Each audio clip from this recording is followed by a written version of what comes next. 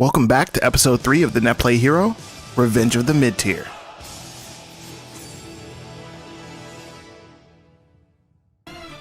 What's going on, everybody? Welcome back to this week's edition of the Netplay Hero. We got a pretty interesting subject matter that we're going to discuss today. It's pretty much going to be delving into team comps as well as, the tier lists and the hierarchy of the characters in the game.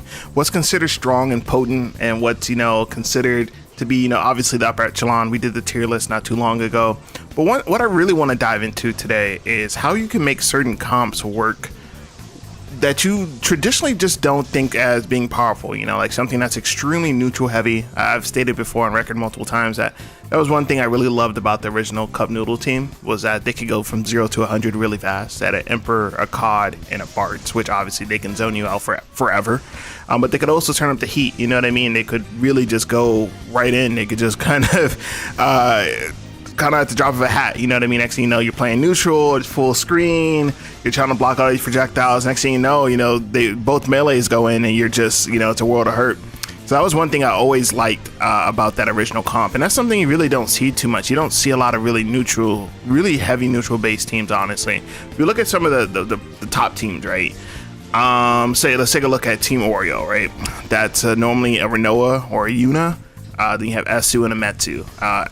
So both those characters that they play, Snow as well as Noctis, they don't really have much neutral, right? They feed off initiating and aggression. They're not really made to play extended neutral.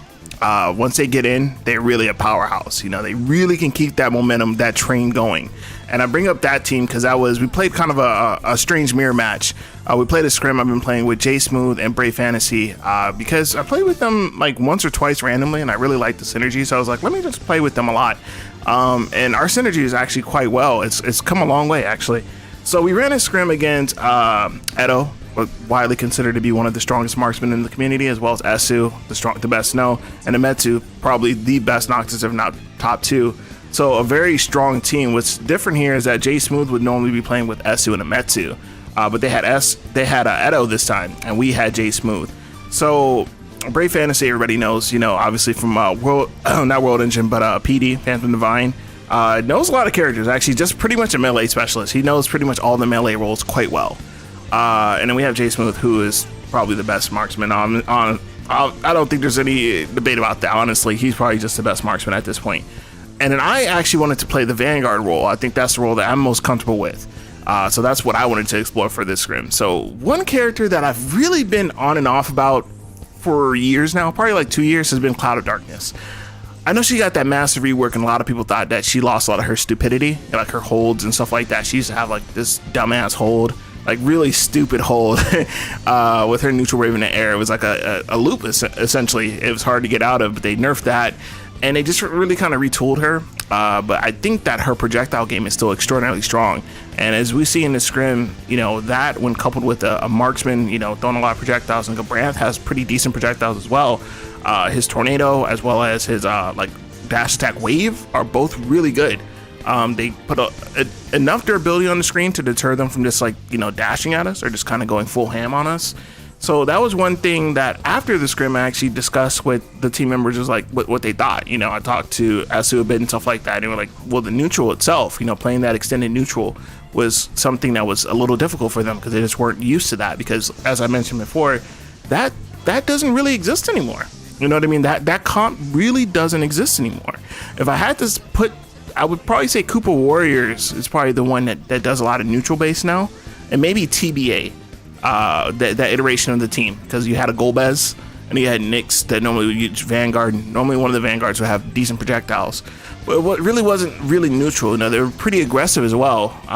So that team comp just doesn't really exist in its traditional form anymore. Also, I just think that the way that the meta's evolved, it's not really in your best interest to stay in neutral extendedly. You know what I mean? It's just the longer you're in neutral, it's either going to go one way or another. It's either going to work out for you, you're going to get a lot of brave off the enemy team, and you're going to be able to really push the envelope, just stall for core, and then once the core comes up, you can normally get 1 or 2 stocks. If you have like 2k, you're sitting at 2k, maybe 2.5, 3, you get that break from the summon, that's a death. So that, you could see why that would be an appealing gameplay strategy, but it just doesn't always work out like that. This is really meant to be an aggressive fighting game, and Odin really just propels that motion, honestly. So using Cloud of Darkness, my game plan was pretty much to stall and just kind of stay in the back and just do her her projectile is really good. It is really good. Her projectile on the ground and in the air pretty good, but it is easily searchable, but it just has a lot of priority. As you see here in the scrim, at one point it actually trades with Emperor Flare, which is nuts. And her buff is actually really good as well. The way that they reworked her buff, it kind of was mitigated a little bit with what they did with the Vanguard change. It can't be interrupted now. Her actual buff used to allow her to pretty much win most exchanges except for like something crazy like Garland Solo Chaos 2. Like, you can't win that, obviously. But that change was really good for her. You know what I mean? Like, she has really great range, and you can't really cut her outside of an HP. So that was something that really, really benefited her a lot. So when you just kind of throwing out projectiles and stuff like that, your goal is to kind of frustrate and stall out the enemy, right? And one thing I found was that her range is still really, really good. There was a lot of times that I hit people that I just think that they didn't expect it to hit, and hell, most of the time, to be honest with you, I didn't expect it to hit either. I was like, wow, that hit him. Like, that was just crazy. Her range is really good still. She has really fantastic holds. I think she is a fun, she's like a Ryu. That's what I think of her as. She has a really, really great fundamental kit. And it really goes based off the user. You know what I mean? You can really use her in a number of different ways, but she has all the tools to really be as dominant as you can make it. But she lacks like pure stupidity, if that makes sense. She doesn't have like just crazy stuff. Like, she doesn't have like a Garland grab, that's a set play maneuver, or like a Royal Retribution, or like Snow's kit. She doesn't have something that's just like extremely powerful and overbearing. So that's something that, I would understand people don't want to pick her, because she just kind of lacks that raw stupidity value. You know what I mean? In fighting games, you want the cheapest thing possible. That is the reality. You want something that's going to allow you to create opportunities with this specific character that you would not be able to create with other characters, and she just kind of lacks out, honestly. But if you have pretty decent fundamentals, she can definitely you can propel her quite far. Funny enough, Jay Smooth, the shoot on our team, actually uses Cloud of Darkness quite well as well. And it's interesting to see other people's approach with, because this is probably a character that we haven't seen too much of since Lockria stopped playing. That was probably the premier Cloud of Darkness forever and ever, right? Probably always going to be the best one. You just don't see her too much. You see other Vanguards have kind of dabbled with her. I know at one point Pigeon did use her, and just people have kind of been on and off with her. I don't think anybody would ever flat out say she's a bad character, right? They're just like, she's okay. She is right there in the middle. So that's Cloud of Darkness. I want to move over to Gabranth. Now, Gabranth is the other part of this mid-tier equation. Now, Brave Fantasy is probably one of my favorite players, honestly, just because he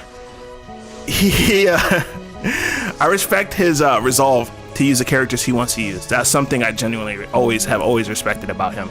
He was always Devon for a long time, and I think his Gabranth, honestly, is right there on the same level. Shout out to Final Fantasy 12, shout out to Zodiac Age, and not shout out to level 100. That level 100 fight is absolutely insane in trial mode. Don't do it if you value your life. But the way that he uses him in the stream, I actually went back and looked at his POV from his stream when he streamed it. The way he uses Guilt is really, really good. Having those really fast HPs, that can really help check the momentum and keep your team going forward. He got a ton of downs in this scrim, and I think the way that he played that character really is A, very impressive, but B, it really makes them kind of second guess how they run at Gabranth. That's one thing with Warrior Light Inject. You never want to just run at them because they have a counter, and Gabranth has a really great counter as well. And I think that was something that kind of made them second guess. You just don't see that character a lot. I think he's always been understood to be, he is right in the middle also. He's not bad, but he's not great. You know what I mean? He's not like terrible, or anything like that, but he's clearly not a Bartz or an X-Death. I think that his toolkit is very, very quite excellent, actually. I think he has an answer for pretty much everything. He has insane holds. I had not played with the Gabranth for an extended period of time until this scrim, and that hold, that boomerang, let me tell you, bro, that boomerang is actually just something else. There's so many times where he just caught people. You know, if you try and dash out of that, you will get caught every single time. And you don't really want to swing at him because he can parry, you know what I mean? So it kind of puts you in a precarious situation, especially for a marksman, because as a marksman, you'll want to kind of throw projectiles at him so your melees don't have to worry about the counter and stuff like that. But then you also have a vanguard kind of sitting around as well. So it makes it for a very interesting kind of dynamic, you know, throughout the scrim. And his use of guilt, I thought, was just really excellent throughout the entire scrim. I just thought that, man, it just created so much momentum waves. Like once that happened, we were able to go in and it's really capitalized. And then Jay, you know, he ended up using a multiple of characters, but he actually played Ultimisia for a few matches, which I haven't included here.